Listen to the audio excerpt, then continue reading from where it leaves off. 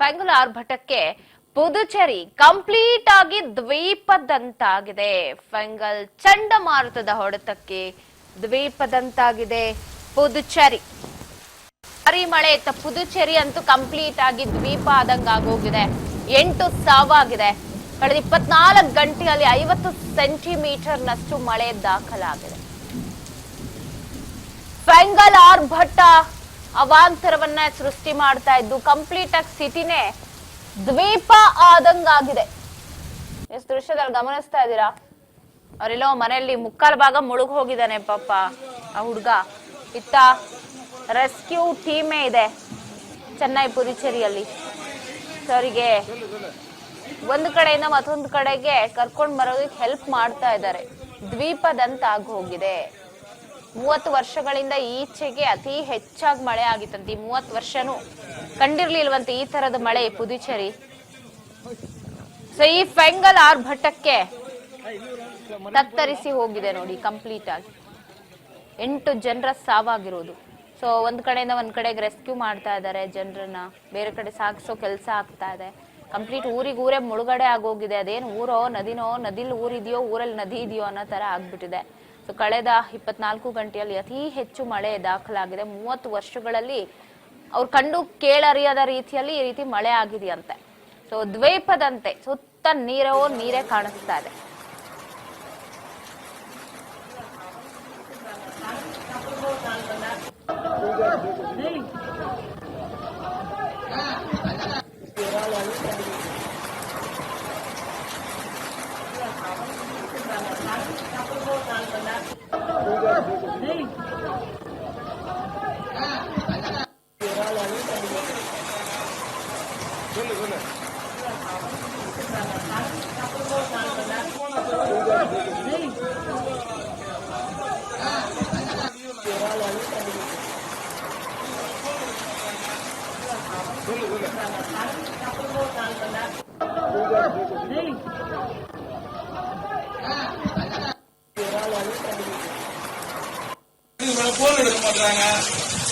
சொல்லு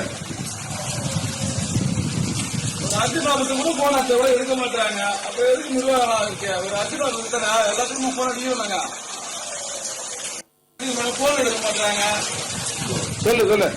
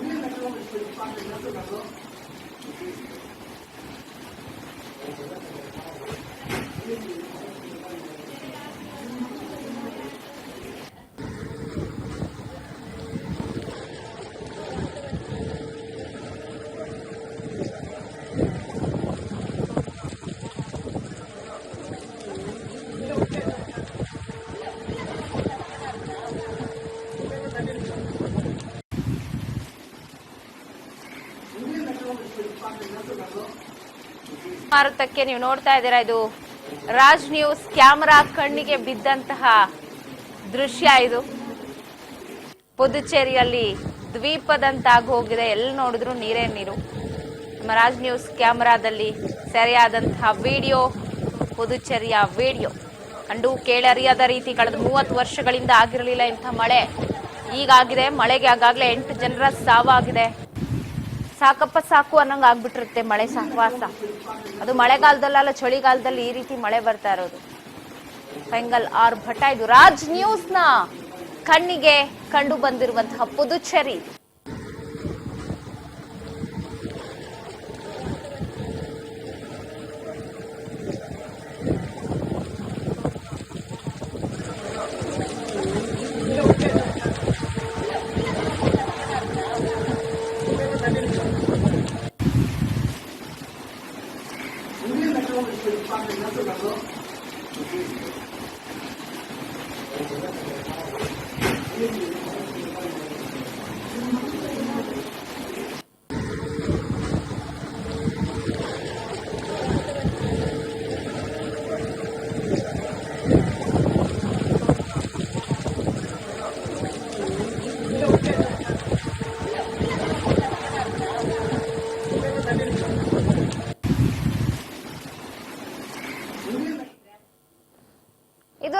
ನ್ಯೂಸ್ ನ ಕಣ್ಣಿಗೆ ಬಿದ್ದಿರುವಂತಹ ದೃಶ್ಯ ಪುದುಚೇರಿಯಲ್ಲಿ.